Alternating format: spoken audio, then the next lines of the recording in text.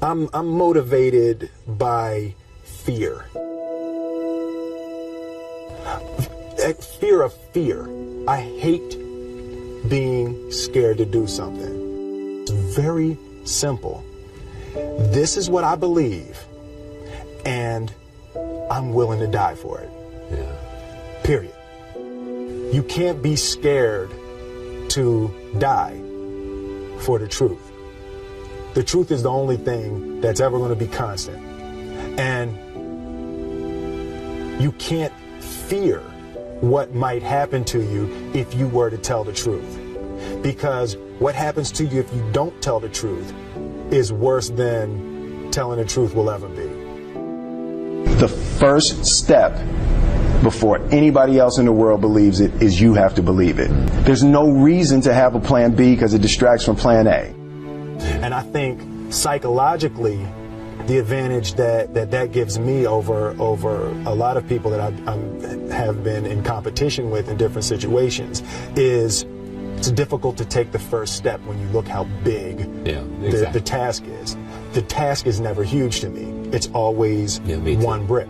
I believe, and I learned very young, that you don't try to build a wall.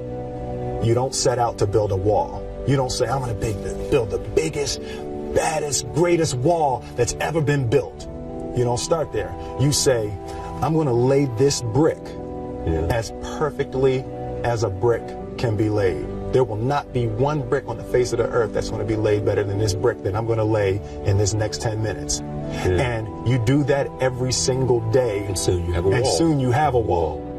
I've never really viewed myself as particularly talented. Where I excel is ridiculous, sickening work ethic. You know, while the other guy's sleeping, I'm working. While the other guy's eating, I'm working. The separation of talent and skill is one of the greatest misunderstood concepts for people who are trying to excel, who have dreams that want to do things. Talent you have naturally. Skill is only developed by hours and hours and hours of beating on your craft.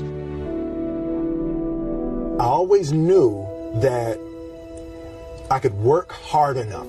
There wasn't an issue with discipline, or there wasn't an issue with the ability to sacrifice or the willingness to sacrifice. There's no easy way around it. No matter how talented you are, your talent is going to fail you if you're not skilled. You know, if you don't study, if you don't work really hard and dedicate yourself to being better every single day. This one year, my father had his shop, and he decided for whatever reason that he wanted a new wall on the front of his shop. So he tore down probably about 16 feet high and probably about 30 feet long. He just completely tore the wall down, and my brother and I had to dig a 6-foot hole. For the foundation. For the foundation. We would mix in the concrete by hand. A year and a half. We were building this wall for a year and a half. Every day after school, we would come and mixing concrete, putting it in the hole, doing it. And it was just myself and my little brother. And I remember standing back, looking at that wall, saying, there's going to be a hole here forever. A year and a half later, we laid the final brick. And my father stood back with my brother and I know he planned this. He says he didn't, but I know he had been planning this and writing this for his for the past 2 years. But we stood back, we looked at the wall, and he looked at me and my brother and said, "Don't y'all never tell me that you can't do something," and walked into the shop. As a child, my parents always told me you could be whatever you want to be. You could do whatever you want to do. And you know, that office, that position, the highest office on the face of the earth, it was something I heard my parents saying it, but I didn't totally believe it. Yet I went out in the world and I carried myself and I held my head high and I stood there and I looked people in their eyes and I talked to people as if I was deserving of everything that this planet has to offer. I really want to say to children out there and to people who are watching, Confucius said one time, he who says he can and he who says he can't are both usually right.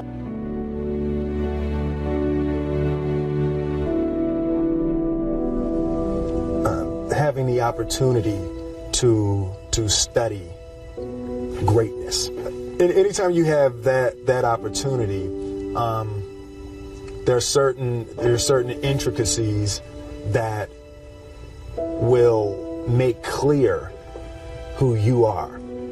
It becomes that much more clear who you are. The definition of who I am is very clear to me, and it also redefines who I want to be. In that I know for a fact that I'm stronger than I thought I was. You know, you can't help but ask yourself the question, what would I do if I was in Muhammad Ali's shoes? I'm not the best at anything. You know what I mean? Eddie Murphy is funnier than I'll ever be. Denzel is more powerful than I'll ever be. I think that my strength is I can do everything well. You know, I can do a little bit of everything, and that's what I concentrate on to be my strength. I'll never be able to compete with Denzel.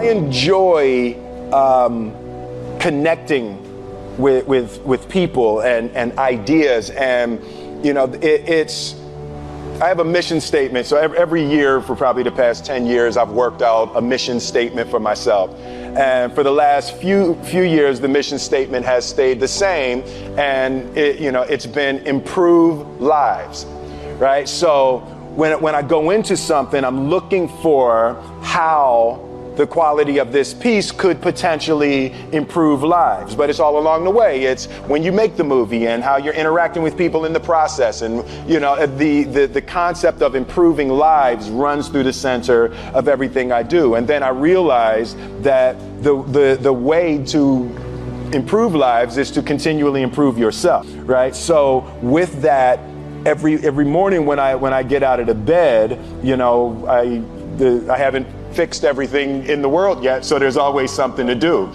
I want my life, I want my work, my family, I want it to mean something. If you are not making someone else's life better, then you're wasting your time.